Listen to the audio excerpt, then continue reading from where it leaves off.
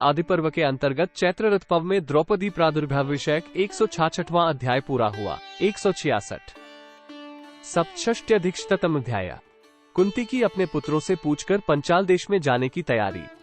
वैशंपायन जी कहते हैं, जन्मेजय, कठोर व्रत वाले उस ब्राह्मण से ये सुनकर उन सब महाबली कुंती पुत्रों का मन विचलित हो गया। 1 तब सत्यवादिनी कुंती ने अपने सभी पुत्रों का मन उस स्वयंवर की ओर आकृष्ट देख युधिष्ठिर से इस प्रकार कहा।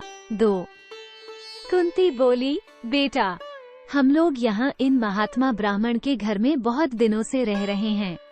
इस रमणीय नगर में हम आनंद पूर्वक घूमे फिरे और यहाँ हमें पर्याप्त भिक्षा भी उपलब्ध हुई। 3 शत्रुघ्न, यहाँ जो रमणीय वन और उपवन है उन सबको हमने बार बार देख लिया। 4 वीर, यदि उन्हीं को हम फिर देखने के लिए जाएं तो वे हमें उतनी प्रसन्नता नहीं दे सकते। कुरुनंदन, अब भिक्षा भी यहाँ हमें पहले जैसी नहीं मिल रही है।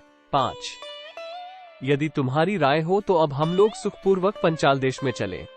वीर, उस देश को हमने पहले कभी नहीं देखा है, इसलिए वो बड़ा रमणीय प्रतीत होगा। 6 शत्रुनाशन, सुना जाता है पंचाल देश में बड़ा सुकाल है, इसलिए भिक्षा बहुतायत से मिलती है।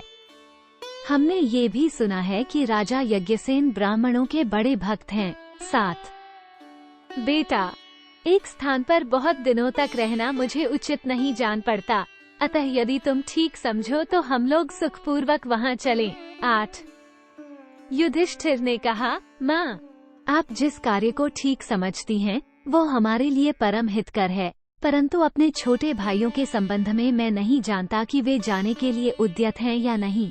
9 वैशंपायन जी कहते हैं, जन्मेजय, तब कुंती ने भीमसेन, अर्जुन, नकुल और सहदेव से भी चलने के विषय में पूछा। उन सब ने भी तथास्तु कहकर स्वीकृति दे दी। 10 राजन, तब कुंती ने उन ब्राह्मण देवता से विदा लेकर अपने पुत्रों के साथ महात्मा द्रुपद की रमणीय नगरी की ओर जाने की तैयारी की। 11 इस प्रकार श्री महाभारत आदि पर्व के अंतर्गत चैत्र रथ पर्व में पंचाल देश की यात्रा विषयक 167वां अध्याय पूरा हुआ। 167 अष्टष्ट्यधिकशततम अध्याय।